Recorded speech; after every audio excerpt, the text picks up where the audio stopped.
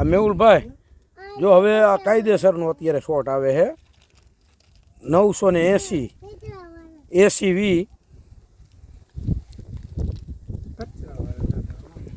Laxmi Nagar 220 કેવીની line બાલકૃષ્ણભાઈના ખેતરમાં લક્ષ્મીનગર 220 કેવી વીજ લાઇનની નીચે બાલકૃષ્ણભાઈના ખેતરમાં જે ઝટકાના તાર બાંધેલા છે એ ખાલી તાર જ બાંધેલા છે, આપણે કોઈ કનેક્શન બેટરીનું કાંઈ પણ નથી.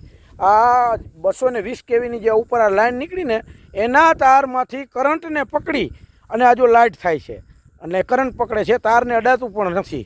પૂર્વક કોઈ પણ માણસોએ ચેતવું. હવે જે વીજ લાઈનો નીકળે અહીંયા આવી સમસ્યા થવાની છે. મારું નામ દીપકભાઈ. આ લક્ષ્મીનગર વાળા અમને ઠેઠ જેટલોથી બોલાવ્યો. જો આ પોઝિશન થાય છે ખેડૂતની, આ પોઝિશન આવશે. આ 220 કેવીની લાઈન છે ને ખાલી ઝાટકા પૂરતું, એટલે ઝાટકો નથી માર્યો, ફેન્સિંગ મારી છે. એ અમારા બચાવ માટે કે અમારો મોલ પછું ખાઈ ન જાય એના માટેનો આ ફરતો તાર માર્યો છે. પણ એ તારમાં 220 કેવીની લાઈન છે, છતાં એવા ઝાટકા આવે છે. એટલે અત્યારે અમારો મજૂર અહીંયા રહેતા હતા ને, મજૂરે અત્યારે રહેવા રાજી નથી. અહીંયા પછું ને ચારવા ઢોર નીણ પૂરો ચારવા લાવવા હોય ને તો અમે ઢોરાને અહીંયા લાવી રાખતા નથી. આવી પોઝિશન અત્યારે અમારા ખેડૂતની કરી નાખી. અને કલેક્ટર સાહેબે જે આ મંજૂરી આપી દે તો એકવાર રૂબરૂ આવીને પોતે જાતે હાથ અડાડે અને પછી મંજૂરી આપે. આ એક જ વસ્તુ એ તમારે ખેડૂતને મારવા જ છે તો ડાયરેક્ટ શોટ આપી દો ને ઘરે, એટલે મરી જ જાય. એટલે આ વસ્તુ એવી છે, તમે મારવા જ ઊભા થાઓ. એટલે એના કરતાં એકવાર તમે ચેક કરો, એમને સીધી કંપનીને સીધી જવાબદારી ઉપર તમે નજર રાખો. આ કંપની તો તમને કહીએ જ કાંઈ પ્રોબ્લેમ નહીં, કાંઈ પ્રોબ્લેમ નહીં. એ તો ખેડૂત જાણે. અત્યારે ખેડૂત અત્યારે ખેતરમાં જવા રાજી નથી અને અમારો મજૂરી અત્યારે રહેવા રાજી નથી થતો. તો આ રીતે અમે કેવી રીતે કરશું? અને આ તો 220 કેવીની લાઈન, 800 અને 1200 કેવીની લાઈન આવશે એટલે અમારે તો ખેતર મૂકીને ગામ મૂકીને નીકળી જવાનું ને. મારું ગામ લક્ષ્મીનગર, રાજુભાઈ ખેડૂત.